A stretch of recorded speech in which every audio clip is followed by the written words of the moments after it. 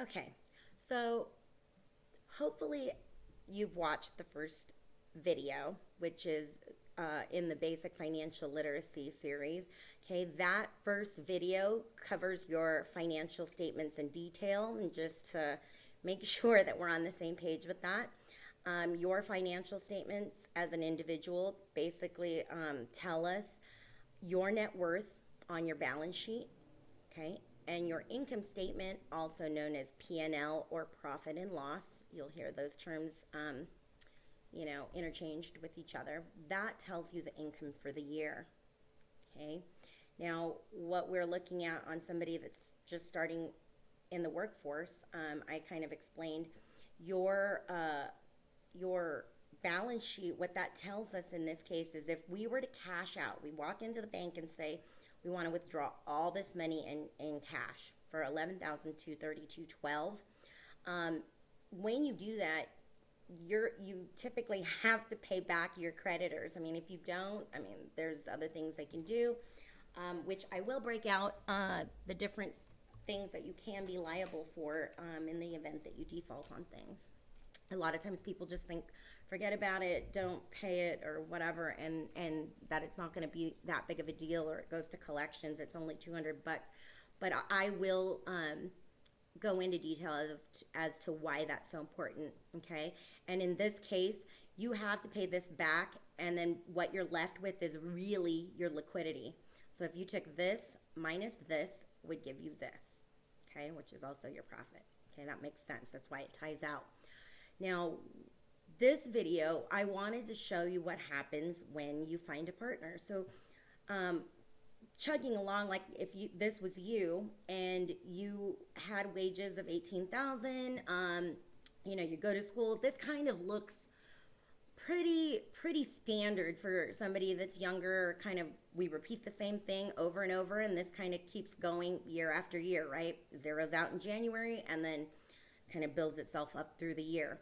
Now, when you find a partner, okay, what happens, and I am just going to make things simple. When you find a partner, and let's just say this is you, okay, what I highlighted, the financial statement that I highlighted is exactly the same financial statement that I used here. Okay, I just brought it over here. And then I duplicated it for partner two to just assume that both partners made the same money. Okay, this is a lot of times what happens, okay? I will also jump in and show you what happens when this is a little unbalanced. It's sometimes hard to hear or see for people, but I think it's important to know, okay? Doesn't matter what end of that you're on, but it is important to know. So again, these two people, they're equal in as far as the money they make and spend, right? I just brought it over here. Okay, so what I did over here on this joint financial statement, we basically just took the information and combined them.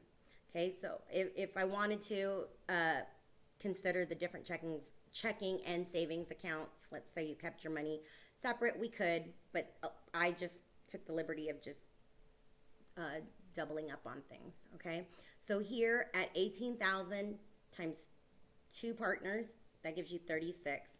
We just bumped this all up because, the withholding and all that kind of I doubled it up also.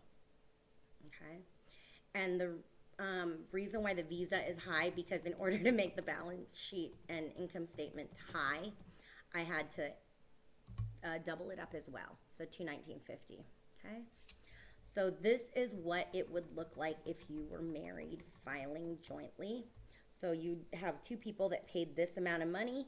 Now, what I want to explain, as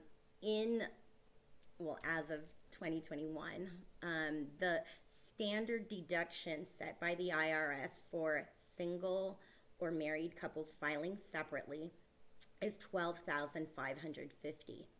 So even though you can see that we've spent well over that as a married couple, we're not claiming all of it. Now, if we were married filing joint, and in this case I would, the standard deduction as of 2021 at least, so that's current. I'm in it's February 2022, and we're in the 2021 tax season.